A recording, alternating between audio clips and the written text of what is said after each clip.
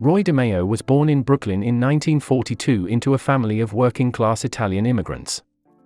It didn't take long for DeMeo to enter into a life of organized crime.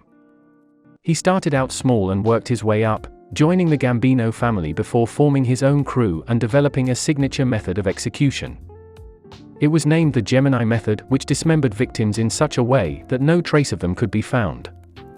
By the time Roy DeMeo was 17, he was running a small-scale loanshark operation full-time. This caught the attention of Anthony Gaggi, an associate of the Gambino family. Gaggi approached DeMeo and told him he'd make even more money with the loansharking business if he worked for the Gambinos directly. So DeMeo did. While he and Gaggi were building up the loanshark operation in the late 1960s, DeMeo was putting together his very own gang on the side. The DeMeo crew, as it would come to be known, started primarily with car theft and drug trafficking.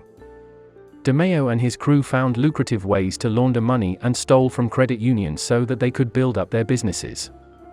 In the 1970s, one of DeMeo's partners in a stolen car ring, Andre Katz, went to the Brooklyn District Attorney's office to provide them with information on the DeMeo crew. This led to Katz's abduction in 1975. It was the first known murder committed by the DeMeo crew.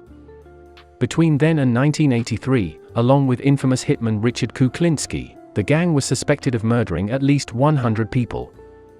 Roy DeMeo himself was thought to have killed around 70 personally. In order to kill often and not get caught, Roy DeMeo devised a specific method when it came to handling murders. The process was called the Gemini method, named after the crew's popular hangout spot, the Gemini Lounge, where most of the murders happened. To execute the Gemini method, a member of the crew lured whoever the day's murder victim was into the club through a side door. The victim would then be taken to a back room of the club. At that point, a second crew member would appear with a silenced pistol and a towel. He would shoot the victim in the head, then wrap a towel around it to keep the blood from splattering. Next, another member would stab the victim in the heart to stop the blood flow from the gunshot wound. The DeMeo crew members would then drag the victim's corpse to a bathtub where the rest of the blood would be drained out. Once bled dry, the victim was chopped into pieces, which were then wrapped into bags, placed into boxes, and dropped off at the dump. Crew members became experts in this brutally efficient method of murdering and dismembering, where victims disappeared without a trace.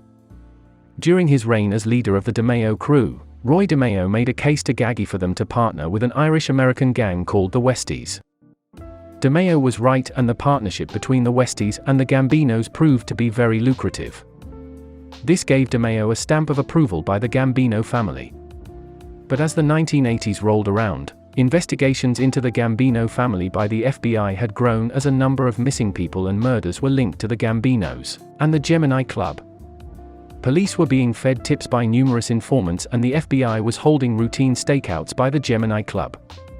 It's been speculated that while this was happening, Paul Castellano, the head of the Gambino family, put out a hit on Roy DeMeo to take the heat off. However, he had trouble finding someone to do the job. A conversation about this was allegedly recorded by a bug that had been placed in a Gambino home.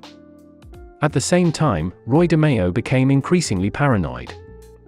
He had already been arrested twice and managed to be acquitted. He believed there had been a hit placed on him, and reports indicated he contemplated faking his own death. It turned out, his paranoia was on the money. On January 10, 1983, DeMeo's bullet-riddled body was found in the trunk of his car, in Brooklyn. After a great deal of speculation and rumors, his former hitman Richard Kuklinski admitted to executing DeMeo during a jailhouse interview.